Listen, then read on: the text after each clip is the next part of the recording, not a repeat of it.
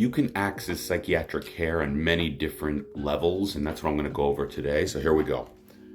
The way I look at it in my head is that there's really 5 or so different levels of care, and each one breaks down into different subcategories. So you could be hospitalized or inpatient, just like if medically you needed a hospital, sometimes psychiatrically you need a hospital, it's sort of the same thing.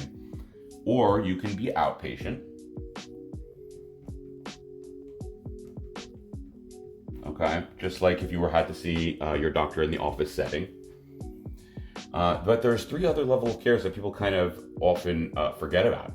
So there is something called partial hospitalization programs or intensive outpatient programs, and I'll get into that in a second. Then there is also consultation and liaison psychiatry, and there's psychiatric emergency psychiatry, which I'll come back to as well. So I just, as a quick overview, now, inpatient, let's talk about that for a second. I'm going to remove this, I have a little bit more space. Inpatient really starts with whether you are a voluntary or involuntary patient, and I will make another video explaining the differences between voluntary and involuntary. But for now, it starts with sort of a binary decision on whether somebody is a voluntary patient or involuntary. And the lowdown on that is really just danger is really what breaks this down. So you're involuntary if you're a danger to yourself or others. But it goes further, and this is the part that I like for folks to understand, is that once you are one of these, so if you're involuntary, at least in New Jersey, I'm going to speak to this, and most states follow this, there are short-term care facilities and long-term care facilities. Okay? And these usually are, these unfortunately, a lot of states are not funding anymore. But so many folks will end up here when they're involuntary. If you're voluntary, you actually have another 2 choices to make. Meaning you're not a danger and you're choosing to go to the hospital. That's what voluntary means. You can either use your insurance or no insurance.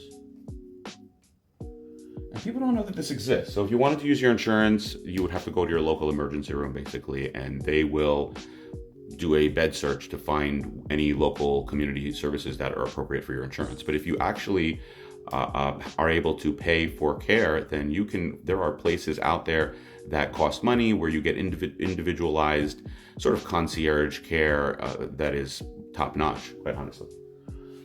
So that's inpatient, which I find fascinating. Outpatient, same kind of concept with outpatient I'm going to write here. So with outpatient, you can be, you could go to somebody that takes insurance, or you can go to somebody that doesn't take insurance. So for example, mindful medicine is in the no insurance category. And this is another thing. So if you go to somebody with insurance, you're going to be seen for about 15 minutes, actually 10 minutes, because the insurance is not paying for more than that, and they need time to write their notes. So if a doctor or psychiatrist takes insurance on an outpatient basis and they have to see you for 15 minutes, they're going to see somewhere between 20 and 50 patients a day. Usually it's very hard to be seen on time, etc., with that kind of business model.